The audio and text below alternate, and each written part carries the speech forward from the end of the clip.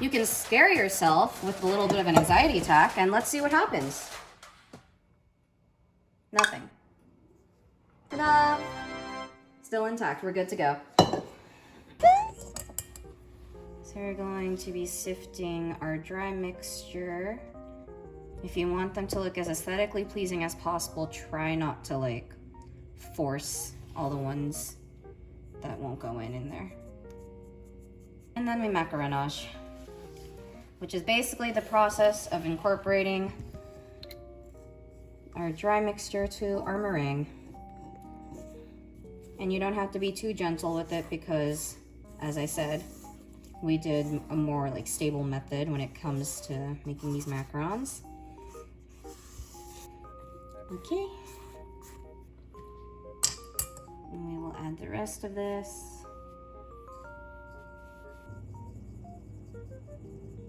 And now the rest of it.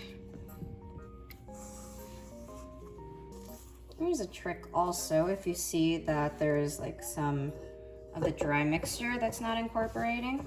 So gather up your macaron batter, and then you can pull it on the sides, expose pretty much like what parts haven't been incorporated like that, and just pretty much bring it all in again.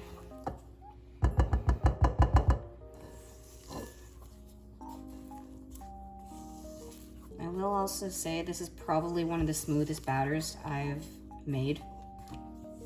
Normally when I make macarons on my own, I just kind of skip the extra sifting, and then there's usually like bumps on my macaron shells, but I don't care. They still taste good.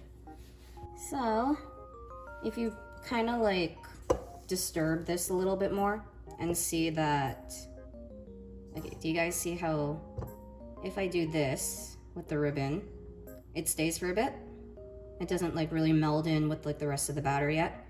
That means it's pretty much done. And now we transfer, well, I am going to transfer to a piping bag. If you guys just want to skip this step and use like spoons or whatever to scoop your macarons there, that's perfectly fine too. This is your macaron recipe. I am not very confident in my piping skills. I'm just going to be very upfront right now about that. But I mean, here we go. Oh my God. I am not very good at piping. This mat, I think, has, the inner circles are 1.5 inches and then the outer circles are 2 inches.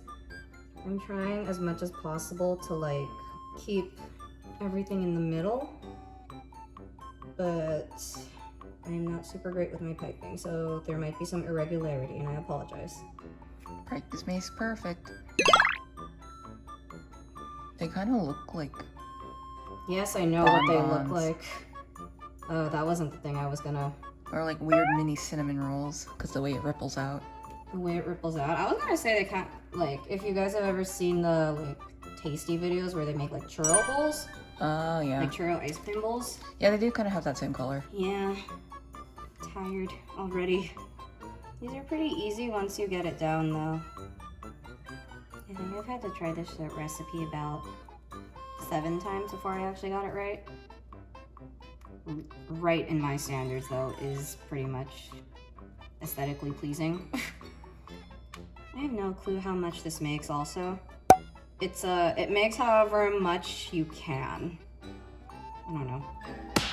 For the sake of my sanity and also just my arms, because I have been using them way too much for this recipe, because there's still batter in here, there's still batter in there, there's another tray there.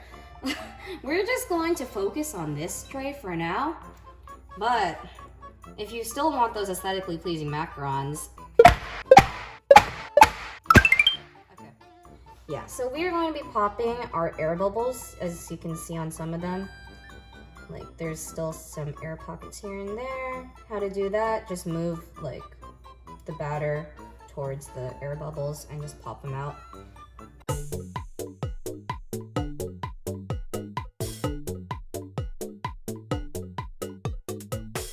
Okay, now we're just gonna wait for the oven then. So my oven actually technically is preheating still, but what I'm doing is leaving this open.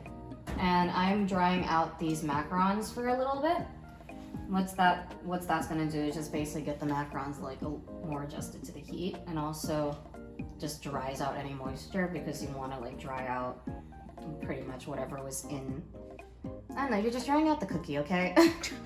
How long it needs to be in here? As long as it's at a low enough temperature. I just should probably close that actually now that I'm thinking about it, because it still needs to preheat.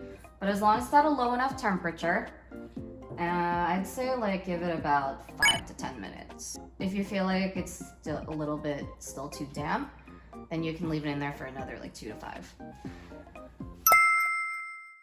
So, I don't know why I'm the type to always be like, yeah, this sounds like a sound decision to do, like as I film, even though that's not what I did while I practice it, but whatever, ignore that.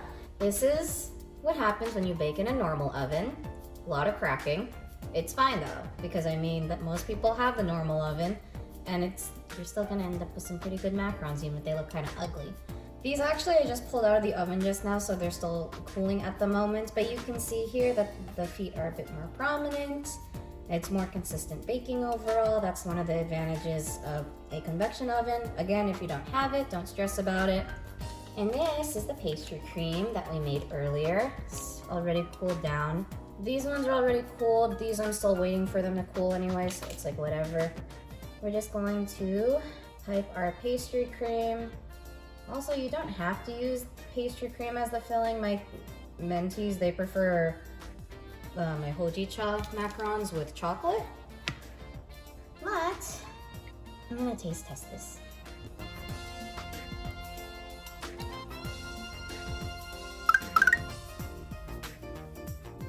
Oh, that's really nice. So the hojicha flavor is kind of like delicate, I'd say. But still, like, it's not super delicate where you can't taste it, because vanilla is actually a pretty strong flavor. You wouldn't think it'd be super strong. I taste the pastry cream first, and then the macaron itself, it's like crunchy, or more like crispy for the shell, but then when you bite into it, it's like super chewy. That's a really nice contrast. So yeah, if you enjoyed this episode of our Home Cafe series, don't forget to like, share, and subscribe to our YouTube channel on SDSUKASA's YouTube channel, I should say. Follow us on Instagram at SDSUKASA. You can also join our Facebook group as well.